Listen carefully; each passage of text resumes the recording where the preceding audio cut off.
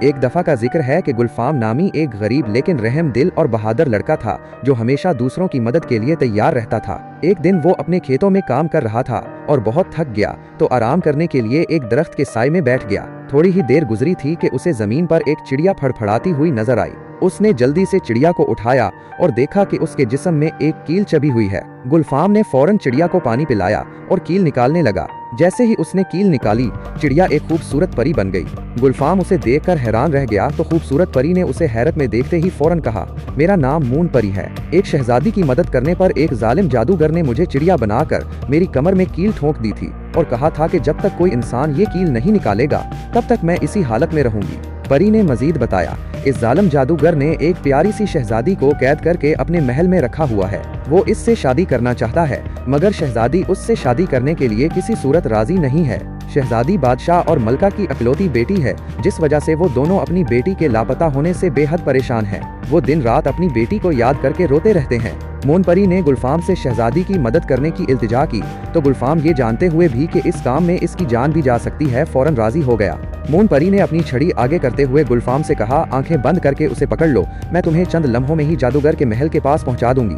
گلفام نے آنکھیں بند کر کے چھڑی کو پکڑ لیا اور چند لمحوں بعد اسے زوردار جھٹکا لگا تو گلفام نے آنکھیں کھول دیں۔ سامنے اسے کچھ فاصلے پر ایک عجیب سا محل نظر آیا۔ پری نے گلفام کو مخاطب کر کے کہا، اس محل کے اندر شہزادی قید ہے اور اسی محل میں ایک پنجرے کے اندر چھوٹی سی چڑیا بھی بند ہے۔ اس چڑیا میں جادوگر کی جان ہے۔ اگر تم پنجرے سے چڑیا کو نکالنے میں کامیاب ہو گئے تو سمجھ جانا کہ جادوگر کی جان تمہارے ہاتھ میں ہے۔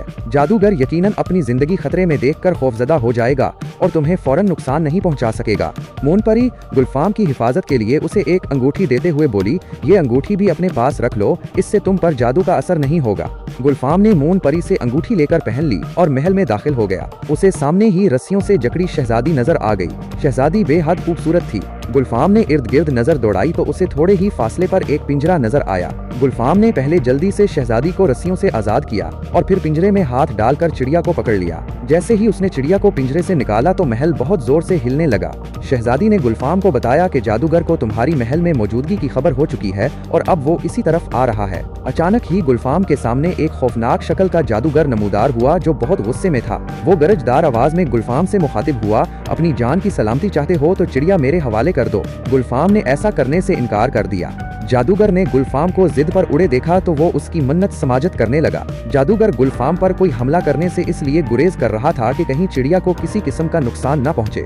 جادوگر کی منتوں کا بھی گلفام پر اثر نہ ہوا تو وہ طیش میں آ کر اس پر جادو کے وار کرنے لگا، مگر انگوٹھی کی وجہ سے گلفام اور شہزادی پر جادو کا کوئی اثر نہ ہوا۔ اس سے پہلے کہ جادوگر ان پر مزید حملے کرتا، گلفام نے جلدی سے مٹھی دبا کر چڑیا کی گردن مروڑ دی، جس سے ایک لمحے میں جادوگر ہلاک ہو گیا۔ اتنے میں تیز ہوا کا جھونکا آیا اور محل بھی وہاں سے غائب ہو گیا۔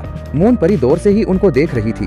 وہ گلفام کو شہزادی کے ساتھ آتے دیکھ کر فوراً ان کے قریب آ گئی۔ اس نے شہزادی کو سارا واقعہ سنایا تو شہزادی نے پری اور گلفام کا شکریہ ادا کیا اور یہ بھی بتایا کہ میرا نام گل بانو ہے، آپ دونوں نے میری زندگی بچا کر مجھ پر بہت بڑا احسان کیا ہے، اس لیے میرے ساتھ محل چلیں اور ہمیں اپنی خدمت کا موقع دیں۔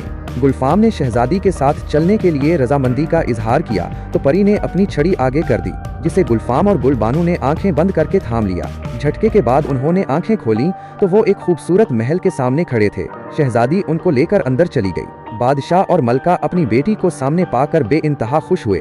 شہزادی نے پری اور گلفام کے بارے میں بتایا تو انہوں نے دونوں کا شکریہ ادا کیا اور گلفام جیسے بہادر نوجوان سے شہزادی کی شادی کرنے کا اعلان کر دیا۔ انہوں نے گلفام کو ہی اپنے تخت کا وارث بنا دیا اور اس کے غریب ماں باپ کو بھی اپنے محل میں بلا لیا۔ یوں شہزادی اور گلفام ہنسی خوشی زندگی بسر کرنے لگے۔